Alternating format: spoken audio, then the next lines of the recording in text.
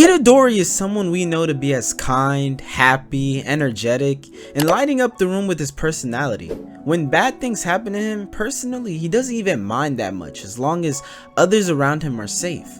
I mean, shoot, he literally has a demon in him, and not the type to help him out either. No, he has an internal hater within him, always wanting to see him fall.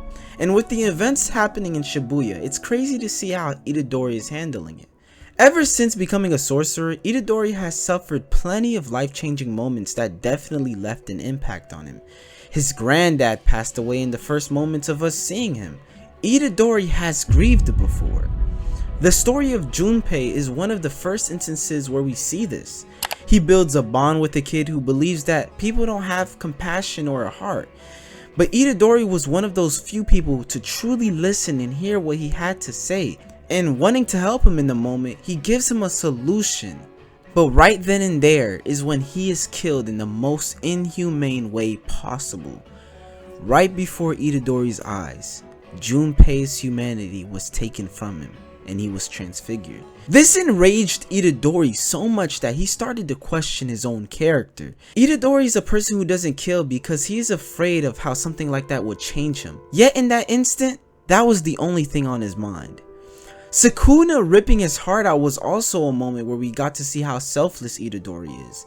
The moment he gains control after Sukuna stabs him after a whole fight with Megami. You can see a calm expression on his face, being content with the fact that he was in control before any collateral damage took place. At this moment, Itadori accepted death, but he did it knowing that everybody around him was safe. The common theme between all of these instances, however, is that he has had time to grieve. Every single one of these events had a good amount of time between them to allow him to shape Itadori into a better person. At the beginning of the Shibuya incident arc, Itadori was happy, always in a fairly good mood, wanting to watch movies, becoming closer with Megami and Nobara, goofing around. Shoot, his main concern at the time was not selling the bag with an old-time friend. But one thing about the pacing of these episodes is that it can make us forget that the Shibuya incident happens in under 5 hours. The moment Gojo is sealed, everything begins to crumble. It's free game.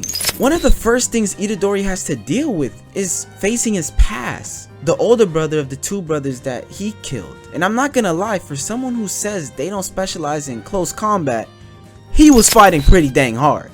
I'm not gonna lie, he was giving Itadori a run for his money.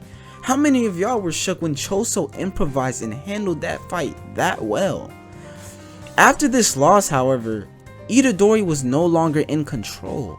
He lost power and became a tool for the one internalized hater that I mentioned earlier, the king of curses, Sukuna. You would think maybe even a little sympathy would be nice, but no. Being in the back seat under Sukuna, Sukuna killed plenty of people, from the two girls under Geto, Shigemo, multiple people in his fight during his fight with Mahogara. And this is where I would say Itadori reached his breaking point. When Itadori regains consciousness and control of his body after Sukuna brings him to a place where he is forced to digest the damage that he's done, he's silent. With a distraught look on Itadori's face, seeing the dead bodies in destruction, a pit in the middle of Shibuya, he cries out, "Die," in frustration. Yuji feels like he bears some responsibility for this. He gave up control to the demon, at least that's what he thought. And he quickly comes to the conclusion that he must fight, or he'll just be a murderer. And as much as I wanted Itadori's situation to get better from here, I kid y'all not, it quite literally gets worse. He couldn't catch a break in this arc. And once again, keep in mind, this is all under 5 hours. And one thing I just want to point out before I continue, this guy right here, Mahito, might be the worst villain in the show. He wants to break Yuji and destroy him mentally. He kills Nanami right in front of Yuji during their fight. He even trolls him about killing Junpei.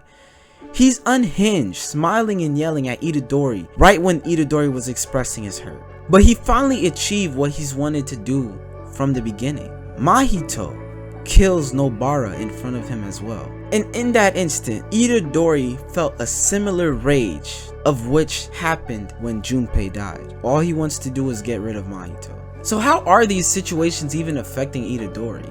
I mean, we see that Itadori believes that he is the reason why most of this tragedy is even occurring, believing that he has to get strong to stop all of this. He's going through so much in this arc in so little time. And as an anime only, I want to know if he will ever bounce back, and if we will get to see this Yuji again. I want to hear you guys discuss this topic in the comments, because I feel like this can be overlooked with all the craziness going on in Shibuya. And if you guys haven't already, make sure to hit that like button and subscribe. Come on, it takes like 2 seconds. It helps out the community so much. We're on the road to 10K, so let's get there. But thanks for watching, God bless, and peace.